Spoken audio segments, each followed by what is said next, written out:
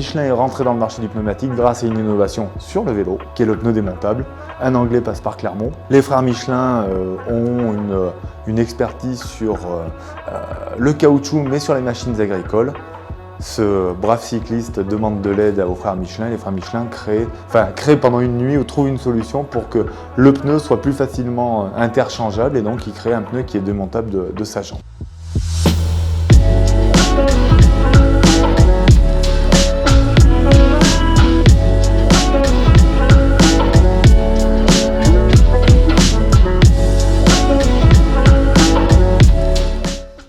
Donc là, ouais, pour présenter la machine, c'est une machine qui marche pour mesurer la résistance au roulement. Donc ça marche par décélération, c'est-à-dire qu'on fait tourner un volant à 40 km/h et après on arrête de l'entraîner par le moteur et c'est la friction du pneu qui va freiner le volant. Alors souvent on les fait des tests à 8 bars, alors après maintenant ça dépend un peu parce que vu les dimensions des pneus, il y a des pneus où les pressions maxi sont moins de 8 bars. Donc par exemple là on va faire les tests à 6,5. Donc là en gros avec le bras plus la force ça représente à peu près 50 kg sur le pneu. Là j'ai fait un montage, donc on va tester un Lithium 3, un Power Cup et puis un Power Road. Donc pour montrer un peu les différentes gammes, c'est-à-dire que Lithium 3 on est plutôt sur une gamme moyenne gamme et avec un pneu qui est plutôt typé adhérence mouillée aussi également. Et après on aura deux autres pneus, donc le Power Road qui est l'ancienne génération qui était sortie en 2020 et voilà, et après le Power Cup qui est sorti cette année. Le protocole de mesure en fait c'est simple, donc on a une roue qui va être entraînée à un peu plus de 40 km/h. Une fois qu'on est arrivé à 40 km/h, on va couper le moteur et on va laisser la décélération se faire. Et ce qu'on va obtenir comme résultat, c'est un nombre de mètres parcourus. Et donc plus on fait de mètres, moins il y a de résistance du pneumatique. Là on voit que le pneu il est entraîné à 44 km/h. Donc là on va faire arrêter le cycle pour commencer la mesure et débrayer le moteur. Donc là on a les trois pneus, Power Cup, Power Road et Lithium 3. Et donc pour l'instant on est à 40 km/h. Donc une fois qu'on est passé en dessous des 40 km/h, on voit que le Lithium 3 on commence à mesurer le nombre de mètres parcourus. Ça commence à mesurer sous 40. Sous 40. En fait, comme ça, on lance la machine. En fait, le volant, lui, si on le laisse tout seul, sans pneu fixé dessus, on fait à peu près, ça fait à peu près 13 km. C'est-à-dire qu'il s'arrête, il tournerait jusqu'à temps que voilà. Donc en fait, c'est-à-dire que c'est là où on mesure aussi les frottements parasites qu'on peut avoir avec le volant. En fait, donc on fait une mesure comme ça pour avoir ça ferait 13 km. Donc là, ce qu'on va voir, donc avec le Lithium 3, donc c'est un pneu, comme je le disais, en fait, qui est plutôt dédié à adhérence sur le mouillé. Et aussi un pneu d'entraînement moyenne gamme. Donc là 819 mètres. Donc on va dire là c'est le Lithium 3. Donc sur la machine élan en fait on se dit voilà on a parcouru 819 mètres. Alors la meilleure largeur en fait après ça dépend un peu de l'usage aussi. En fait ça va dépendre si on a un usage route, un usage gravel ou un usage plutôt typé VTT. Alors en usage route, on va dire l'optimum en termes de résistance au roulement, parce qu'après ça dépend si on cherche le grip, le résistance au roulement, le compromis, enfin c'est l'équilibre de performance. Et les sensations aussi sur le vélo. Et puis les sensations sur le vélo. En fait là le meilleur on va dire en termes de résistance au roulement, on est entre du 25 et du 28. C'est-à-dire que parce qu'on a tendance aussi avec le 28 à baisser les pressions, donc qui n'est pas forcément bien pour la résistance au roulement, on gagne du confort. Donc en gros un 25 pour nous c'est le meilleur, ça reste le meilleur en fait en termes de résistance au roulement gonflé à 8 bars. Après un 28 gonflé à 6 bar 5, en fait on a du confort, on a de l'adhérence mouillée. Et voilà. Donc hop, je faisais juste attention parce que c'est juste pour vous montrer, en fait là par exemple on est 819 pour Lithium 3, là on passe à 819, on est encore à 20 km/h. C'est-à-dire qu'un Power Road, et donc voilà. Donc en fait c'est intéressant de voir que l'influence du pneumatique elle est assez importante. Et donc voilà, donc on verra après avec le Power Cup. Donc là on va dire hop, 1147. Donc là on va passer le dernier, donc le Power Cup, donc celui qui est sorti cette année au mois de mars. Donc là toujours en 25 et en version tube type. C'est représentatif de la réalité. C'est confirmé. Et effectivement, c'est impressionnant les différences. Non, mais c'est vrai que c'est impressionnant, on s'attend pas à ça. Après, dans la réalité, elles seront moindres, mais elles sont quand même là. Ouais, en fait, voilà, le gain, il sera là de toute façon. Le gain, voilà, il est tout le temps là, mais c'est pas le plus gros frein.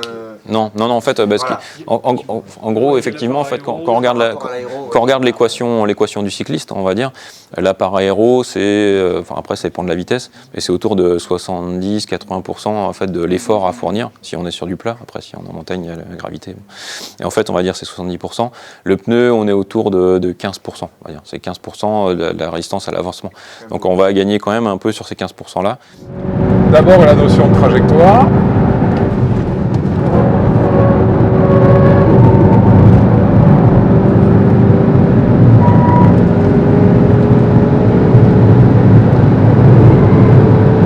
là, c'est évidemment quand je suis en ligne droite que je freine fort. Et ensuite, je vais être dégressif sur ma pédale de frein pour créer un transfert de charge qui optimise mon train avant, ce qui me permet de ne pas sous-virer dans l'entrée de cette épingle. Alors les enjeux, c'est vraiment de transformer le pneu pour qu'il soit encore plus durable qu'il n'est aujourd'hui. Le principal enjeu, quand on mesure ce qu'on appelle l'analyse de cycle de vie d'un pneu, qui est en fait mesurer son empreinte environnementale depuis l'extraction des matières premières jusqu'à son recyclage en fin de vie, le plus gros domaine, c'est d'abord l'usage en fait. C'est-à-dire l'empreinte du pneu pendant son usage. Alors, sur une voiture thermique, c'est ses émissions de CO2 et la consommation de carburant. Sur un véhicule électrique, c'est l'autonomie du véhicule électrique. Et là, ça fait des années que Michelin est engagé, depuis les années 90 avec les premiers pneus verts, dans lesquels on a mis de la silice pour réduire la résistance au roulement, qui est en fait l'efficacité énergétique du pneu. Ça a permis de réduire considérablement l'empreinte environnementale du pneu pendant son usage. En vélo, on le ressent aussi, hein. La force qu'il faut pour pédaler, elle vient de notre poids, mais aussi de la résistance au roulement des pneus. Et donc, plus on améliore cette résistance au roulement, et plus on va être efficace. Et ça, c'est le premier bloc en fait, de contribution. Le deuxième, quand on regarde cette analyse de cycle de vie, c'est toutes les matières qui rentrent dans les pneus.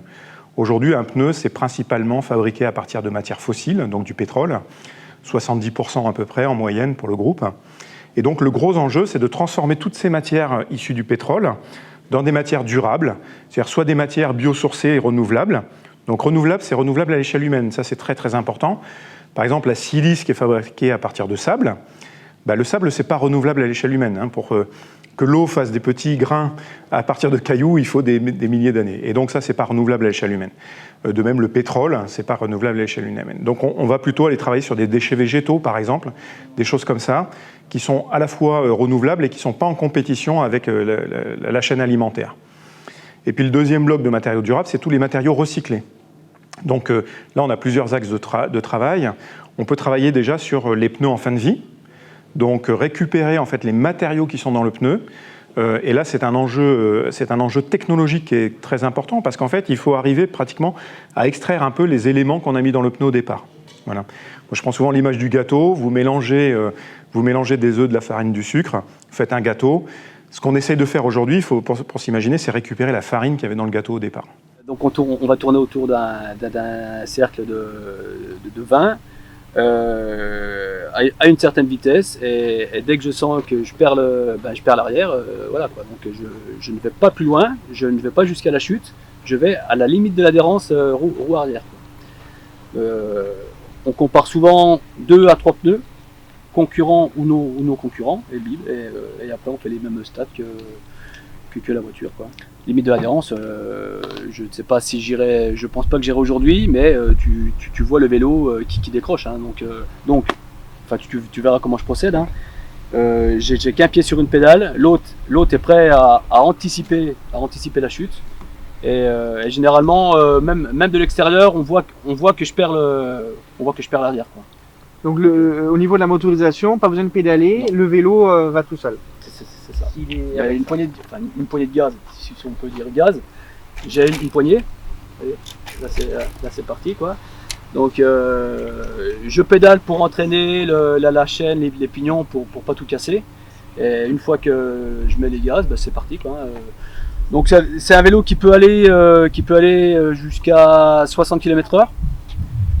Je vais pas jusqu'à 60 sur la piste, mais voilà quoi, ça permet de mesurer le grip à une certaine vitesse, quoi.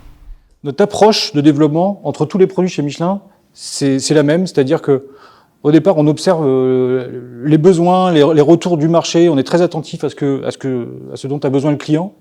Et en fait, toute la phase qui va aller de cette identification du besoin client jusqu'au produit final le jour J sur le marché suit la même façon de réfléchir. C'est-à-dire qu'on identifie des technologies qui vont pouvoir répondre à des besoins, on met toutes ces technologies ensemble, on les évalue de façon séparée puis en commun, et puis au final, après un long processus, on obtient notre produit final qui va répondre aux besoins du client. Et ça, cette vérification que ça répond aux besoins du client, elle est effectuée par les essayeurs et aussi par des tests. Ce fil rouge là, chez Michelin, entre l'identification du besoin initial et puis le produit final, on suit la même méthodologie pour tous les produits Michelin. Ensuite, après, on peut parler des constituants. Bien sûr, c'est sûr que vu de l'extérieur, un produit vélo et un produit auto, on voit bien qu'il n'est pas fait du tout de la même chose. Et puis ils ne sont pas pour les mêmes usages.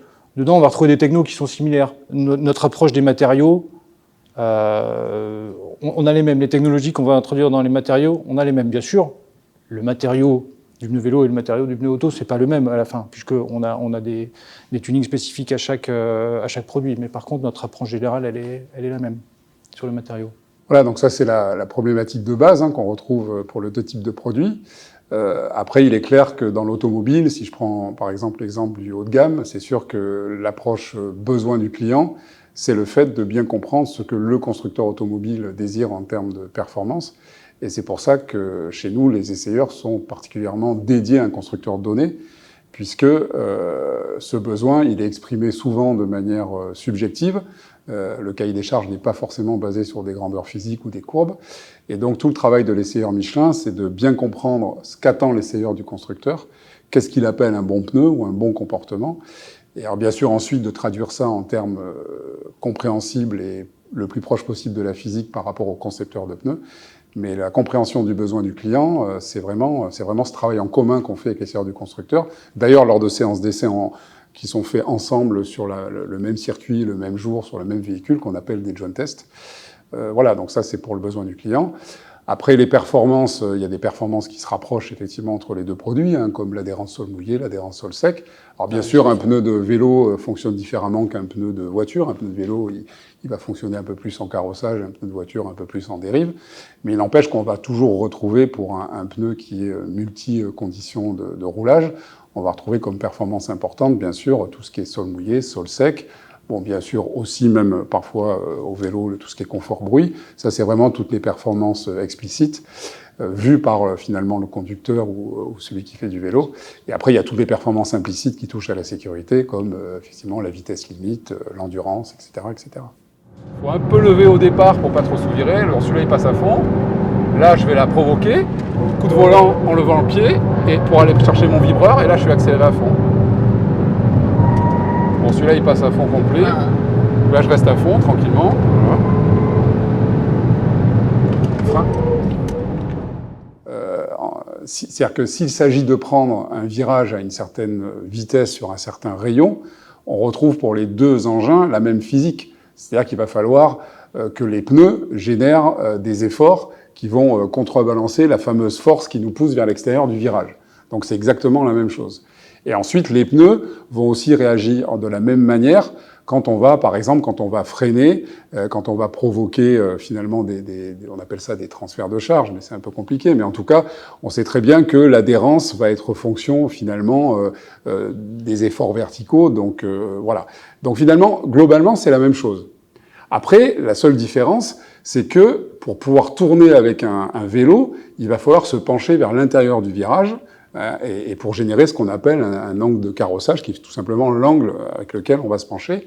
Alors que sur une voiture, le conducteur, évidemment, il peut pas se pencher, il est fixé sur son siège. Et donc, le conducteur d'un pneu de voiture, il va plutôt tourner son volant.